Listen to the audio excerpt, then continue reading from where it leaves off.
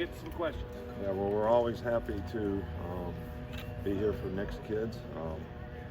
This is something that we look forward to every year. We've got a lot of great people who support Next Kids. I think Ms. Terry has done a great job of sort of orchestrating help for a lot of young people to have a better opportunity to be successful. Building the 18 houses for needy families with Habitat has been, something that we really have been committed to, and we're building our 18th house right now. I think after this year we'll be over $10 million, since we've been in Alabama.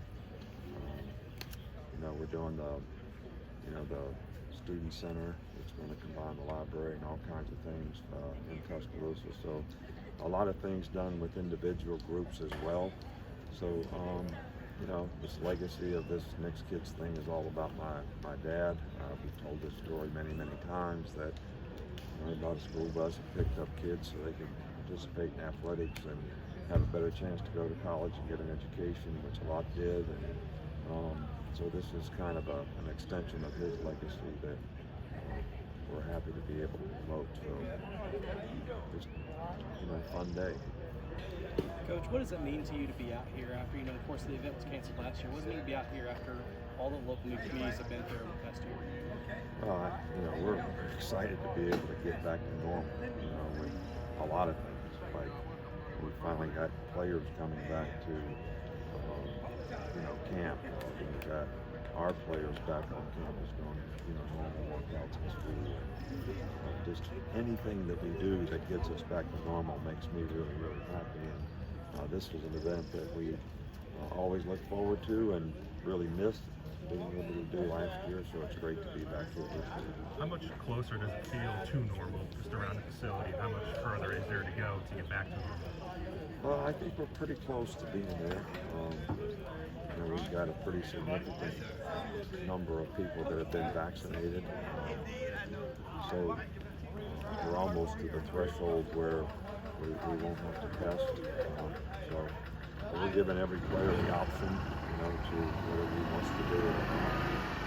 We've had a pretty good response. We've had some really good educational meetings for the players so they can make a good, intelligent decision about what they want to do or not do. So we're pretty much back to normal.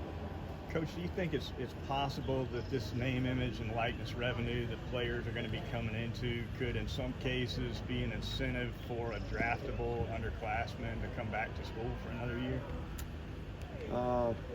Maybe. We don't have any experience, with this whole name, image, and likeness thing, how it's going to impact, individuals, on the team. But the business decision that we try to get our players to make relative to first-round picks, guys that have those kind of ratings, sometimes they fall into the second round.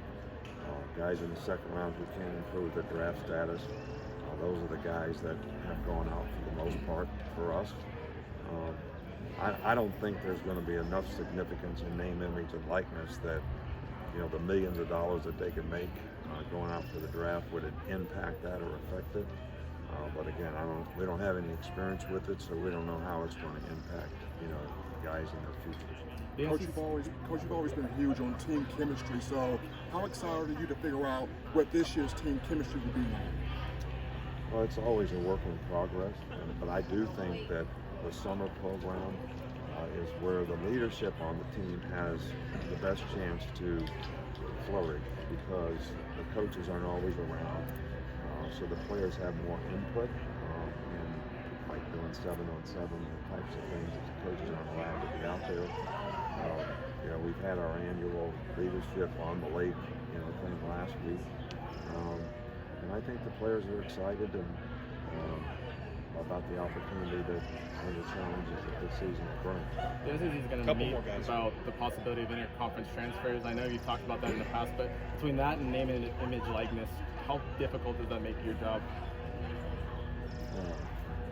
It is what it is. You just have to adapt to whatever it is.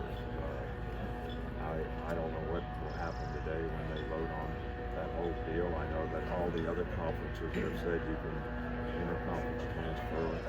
So, but I have no idea what the outcome of that will be. So we'll just have to wait and see. One more, guys. The What's face-to-face recruiting, how much do you enjoy that? How much do you enjoy that process, building relationships like that?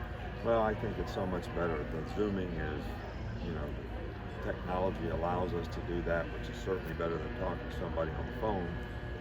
But the face-to-face contact, getting to meet people and sit there and look at them eye to eye with their parents as well as the prospects are, something that I've always really enjoyed.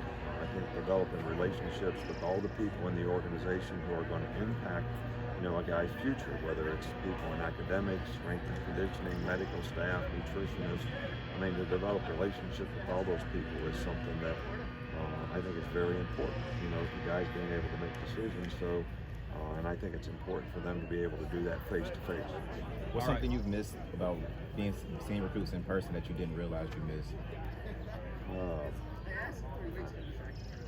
I don't know that I miss being and having normal in-person face-to-face contact with people. But I thought we all did a very good job relative to the circumstances we were in when we couldn't have them, to do the best job we could to develop them over Zooms. And we Zoomed every aspect of our program that a player would be exposed to on a visit. So whether it was player panels, medical staff, academic folks, strength and conditioning coaches. Is it the same as face-to-face? Probably not, but it's the best we could do, and I'm glad we're back to normal. All right. Thanks, All right. Coach. Thanks.